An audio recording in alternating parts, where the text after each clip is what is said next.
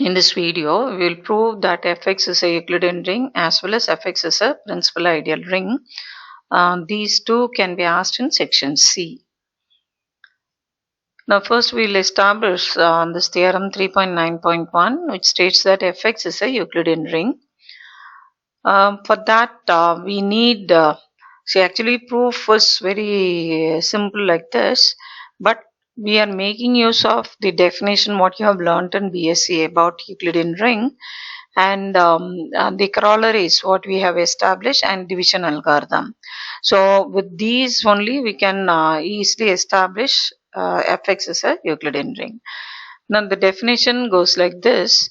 An integral domain R is said to be a Euclidean ring if for every a not equal to 0 in R there is defined a non-negative integer d of a such that these two conditions hold. First one, for a b both non-zero d of a less than or equal to d of a b, and a d function is defined there. For any a b in R both non-zero, there exists in R such that a is equal to tb plus r with either r0 or d of r less than d of b.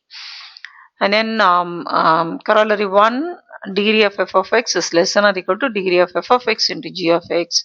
Corollary 2, fx is an integral domain. And division algorithm, you know already, that given f of x and g of x, there exists d of x and r of x with r of x 0 or degree of r of x less than degree of g of x. So we should mention all this. And if it is asked in 5 marks, okay, just mention them and you can finish off the proof. But if it is asked in section C, all these are to be established. Definition must be given and these two must be established, not elaborately. You can shorten even the proof of division algorithm. Main case you can discuss, uniqueness need not be discussed. So you can cut short the proof and write, but you cannot avoid the proof.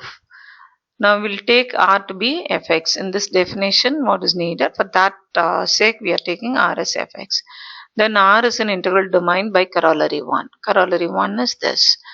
So integral domain that we need, and we have got this. And d function, how it is defined? It is defined as degree of f of x.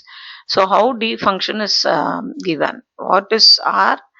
How d function is defined? D function as degree. Degree is always non-negative integer. And then by corollary 1, you have degree of f of x to be less than or equal to this. Degree is taken as d. So even this condition is true.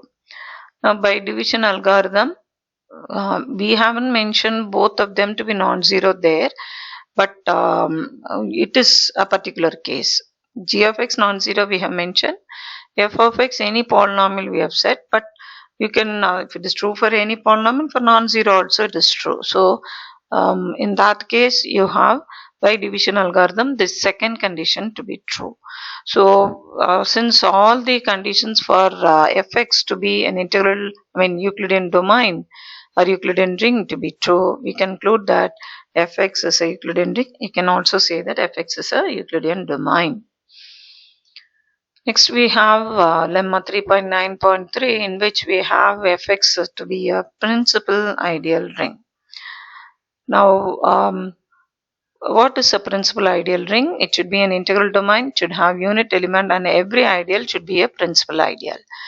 Already fx is an integral domain that we know. It's a commutative ring with a unit element we know. And here in this lemma, we will prove that every ideal is a principal ideal. So that alone is needed for this. So fx is an integral domain by corollary 2, and it's a commutative ring with unit element already.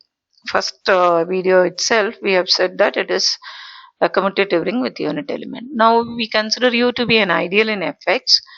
If U itself is generated by 0, then U is an ideal generated by, U is singleton 0 means it is generated by 0.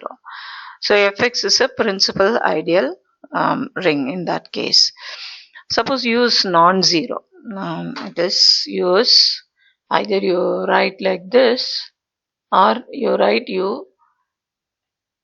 This is because you are saying that it is generated by, only for that reason this ordinary parentheses are used. So use different from singleton 0, even this is okay. Now u not equal to 0 means you can find an element, say fx in fx, which is different from 0 in u, but u is contained in fx. Now we claim that this u is generated by some polynomial g of x. How are we going to prove that?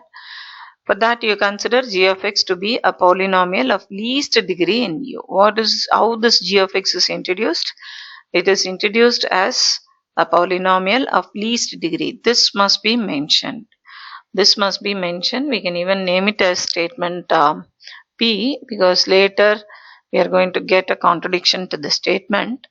So, right. Now, having got f of x and here f of x and here g of x, use division algorithm.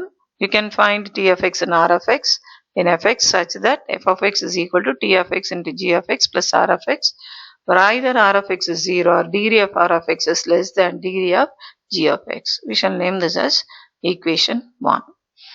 Next, we claim that r of x is 0.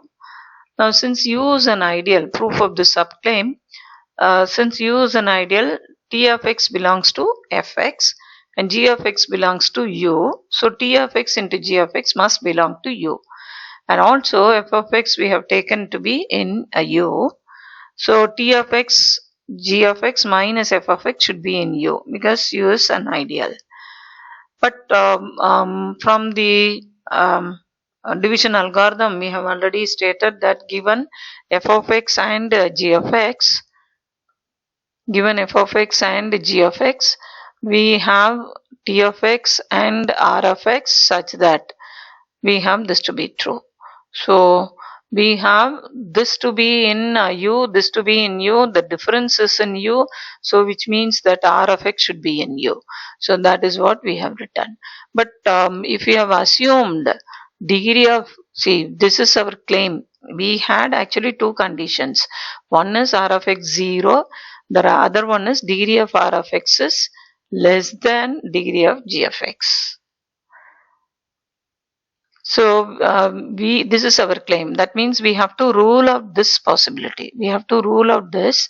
So with this, if we have assumed suppose degree of r of x is less than degree of g of x.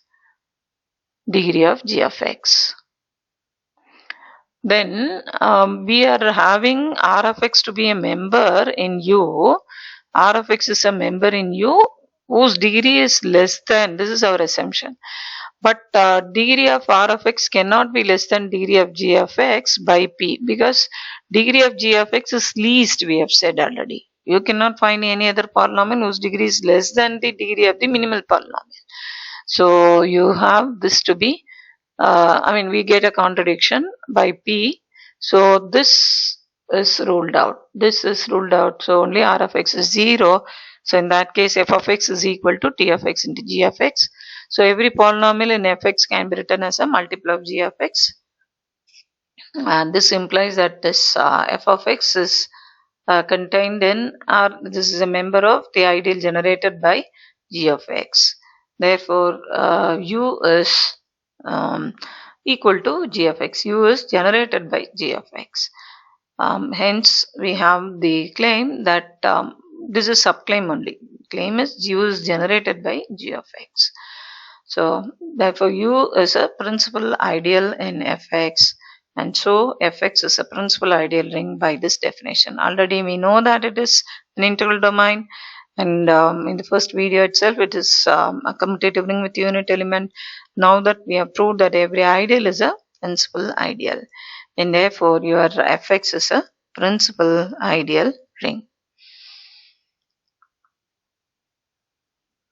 So in the next video we will prove that GCD of two polynomials exist. Thank you.